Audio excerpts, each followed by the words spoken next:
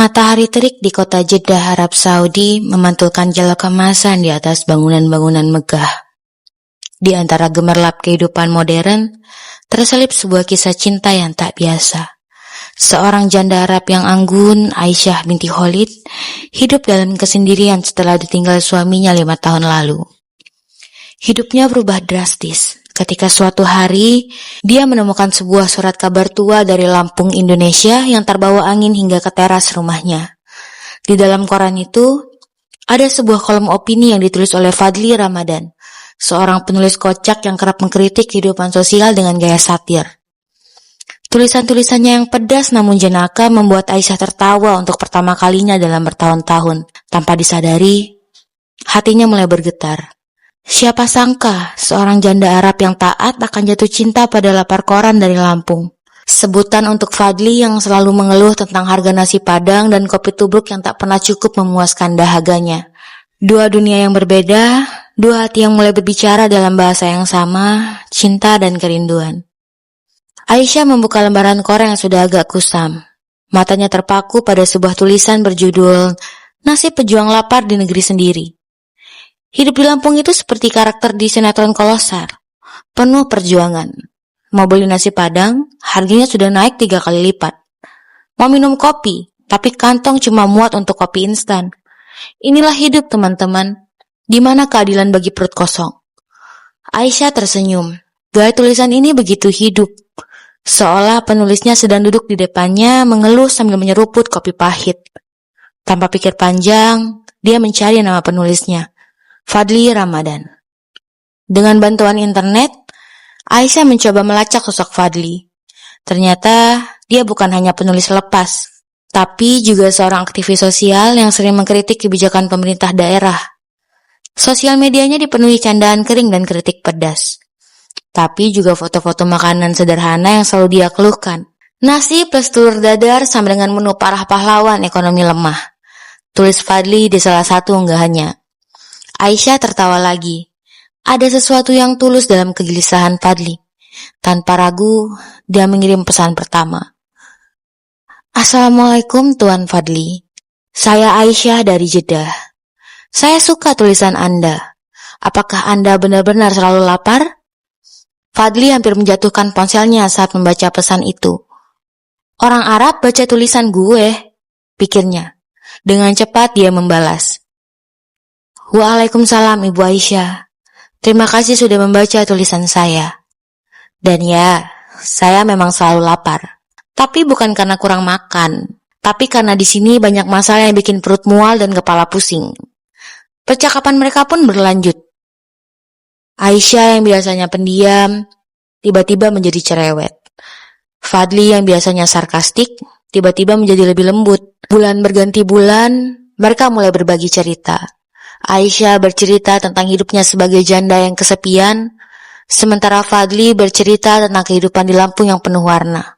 Kadang saya iri dengan kebebasanmu, tulis Aisyah suatu malam. Kadang saya iri dengan ketenanganmu, balas Fadli. Hingga suatu hari Fadli mengirim pesan.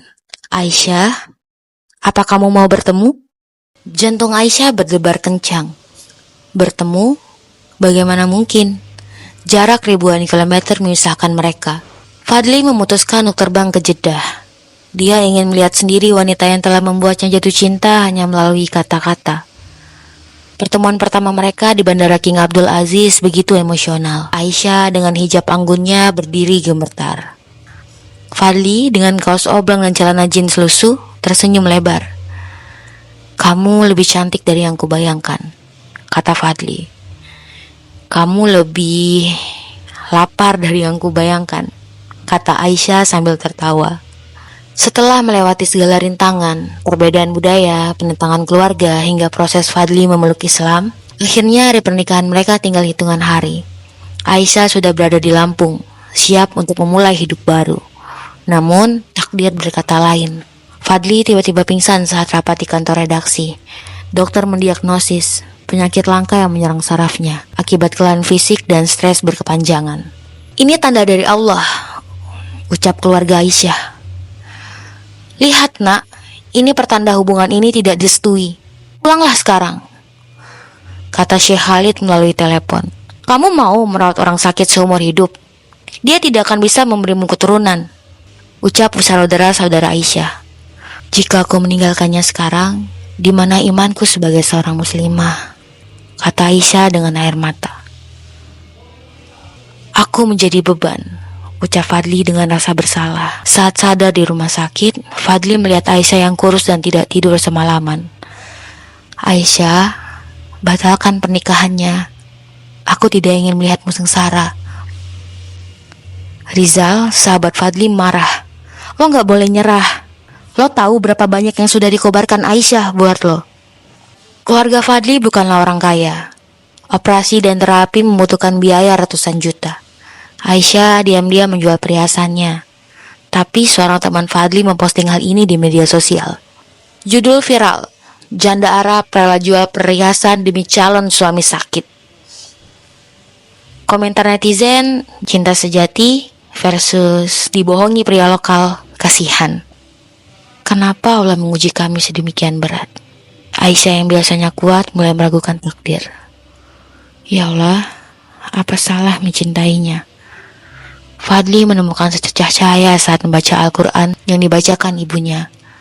Dan sungguh akan kami berikan cobaan kepadamu dengan sedikit ketakutan, kelaparan, kekurangan harta, jiwa dan buah-buahan. Dan berikanlah berita gembira kepada orang-orang yang sabar. Quran Surat Al-Baqarah ayat 155.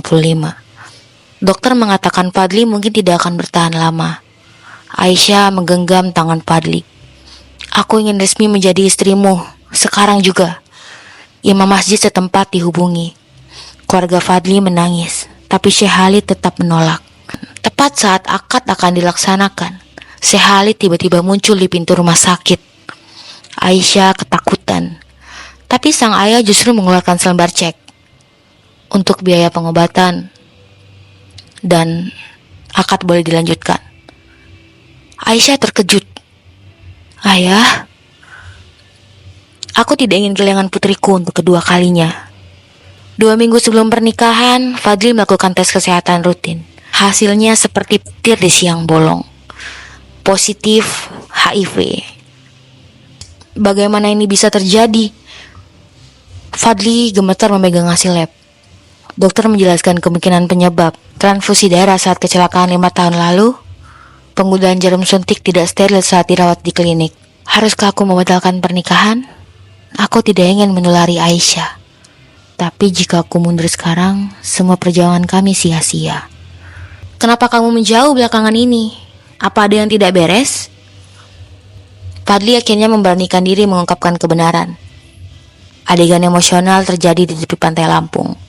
Aisyah, aku HIV positif. Kenapa tidak dari dulu kamu beritahu? Aisyah menangis histeris. Inilah akibat menikah dengan orang sembarangan. Pulang sekarang. Kamu akan mati sia-sia, ucap keluarga Aisyah. Adik Fadli dibully di sekolah karena isu kakaknya pengidap AIDS. Toko-toko menolak melayani Fadli. Tetangga mengucilkan keluarga Fadli. Media lokal menyebarkan berita sensasional. Penulis kritis positif HIV. Apakah ini akibat gaya hidup bebas? Aisyah dihadapi oleh pilihan sulit. Kembali ke Arab dan hidup nyaman, atau tetap di Lampung melawat Fadli. Ia juga terbayang oleh mimpi buruk. Terbayang ejekan masyarakat, ketakutan tertular, dan keraguan tentang masa depan. Aisyah menemukan artikel tentang perkembangan terapi ARV dan kisah pasangan diskordan yang bahagia. HIV bukan akhir segalanya, bisiknya. Aisyah memutuskan, aku tidak akan meninggalkanmu. Kita akan hadapi ini bersama. Fadli menangis. Kamu yakin hidup bersamaku tidak akan mudah? CD Forkon merosot. Dokter di Lampung sudah angkat tangan. Kami sarankan perawatan paliatif. Aisyah histeris. Tidak, aku tidak akan menyerah. Seorang ustadz di komunitas muslim Lampung menyarankan. Pernah dengar tentang mukjizat air Zam-Zam? Banyak yang sembuh setelah meminumnya dengan ikhlas dan doa. Fadli skeptis. Aku bukan seorang superstitius. Tapi Aisyah bersikeras. Ini bukan soal percaya atau tidak. Ini soal tawakal. Aisyah menghubungi keluarganya di Arab untuk mengirim air zam-zam. Dihadang masalah birokrasi pengiriman. Kakak Aisyah menolak. Ini hanya tahayul. Seorang jemaah haji asal Lampung kebetulan pulang dan membawakan air zam-zam untuk mereka. Di kamar rumah sakit, mereka melakukan sholat berjamaah, membaca Al-Quran bersama dan meminum air zam-zam sambil berdoa khusyuk. Ya Allah, jika ini baik untuk kami, sembuhkanlah hamba-Mu ini. Malam pertama, Fadli berkeringat deras. Hari ketiga, demamnya turun drastis. Di minggu kedua, nafsu makannya kembali. Dokter terkejut. Ini tidak masuk akal. CD4 count-nya mulai naik.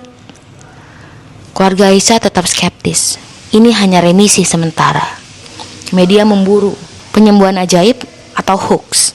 Fadli sendiri bingung. Apakah ini efek placebo atau mukjizat? Setelah 3 bulan, viral load tidak terdeteksi. Tes HIV negatif dan dokter tidak bisa menjelaskan. Secara medis ini tidak mungkin, tapi hasil tes tidak berbohong. Keluarga Aisyah akhirnya percaya. Masyarakat Lampung berbondong datang. Fadli dan Aisyah jadi relawan, membagikan air zam-zam untuk yang membutuhkan, tetap menekankan pentingnya pengobatan medis. Setahun setelah pernikahan, Fadli mulai curiga. Aisyah selalu menginisiasi hubungan intim 3-4 kali sehari. Marah jika Fadli kelelahan. Pernah ketahuan masturbasi saat Fadli sedang bekerja. Ini bukanlah normal, Ash, gumam Fadli. Setelah ditekan, Aisyah akhirnya menangis. Aku punya gangguan hiperseks sejak suami pertamaku meninggal. Dulu aku sempat terapi, tapi kambuh lagi setelah menikah denganmu. Fadli terpana. Kenapa tidak bilang dari dulu? Aku takut kamu menganggap aku perempuan tak bermoral, jawab Aisyah gemetar. Fadli kelelahan fisik dan mental. Pekerjaannya terbengkalai. Aisyah makin frustasi karena merasa tidak dipuaskan. Aku mencintaimu, tapi aku bukan mesin, teriak Fadli suatu malam. Saudara Aisyah yang dokter mengetahui masalah ini. Ini namanya compulsive sexual behavior disorder. Aisyah butuh terapi khusus. Tapi keluarga malah menyalahkan Fadli. Pasti karena kamu tidak bisa memuaskan istri. Solusi yang mereka temukan, terapi rutin dengan psikolog, konseling pernikahan dengan ustazah, dan jadwal intim yang disepakati bersama. Aku belajar mencintaimu tanpa selalu menyentuhmu, bisik Aisyah. Dan aku belajar memahamimu, balas Fadli. Setelah terungkapnya gangguan hiperseks Aisyah, Fadli nyaris putus asa. Tubuhnya drop, dimintai jatah 4-5 kali sehari. Pekerjaannya kacau karena kurang tidur, malu konsultasi ke dokter karena budaya timur. Aku bukan lelaki hidrolik, Ash, Fadli bersimpul lesu suatu malam. Nenek Fadli dari Madura datang membawa botol berisi ramuan coklat pekat. Petuah misterius. Minum seteguk sejam sebelum perang. Kakekmu dulu pasukan di Penogoro bisa tahan 7 hari tanpa tidur karena ini. Fadli skeptis. Ini bukan narkoba kan, Nek? Bahan alami semua. Pasak bumi, madu hitam, lintah laut kering. Malam itu, Fadli minum ramuan pahit. Dalam 30 menit, seluruh badan panas. Darah berdesir seperti dialiri listrik. Aisyah yang biasanya dominan, kini terkapar lemas. Jam waker menunjukkan pukul 4 pagi. Aisyah pertama kali bilang, "Ampun, cukup." Fadli jadi over energik, mampu ngeblok 10 artikel sekaligus setelah aksi. Kebun belakang yang terbengkalai kini tertata rapi. Aisyah malah jadi pemalu, menutupi wajah setiap Fadli lewat.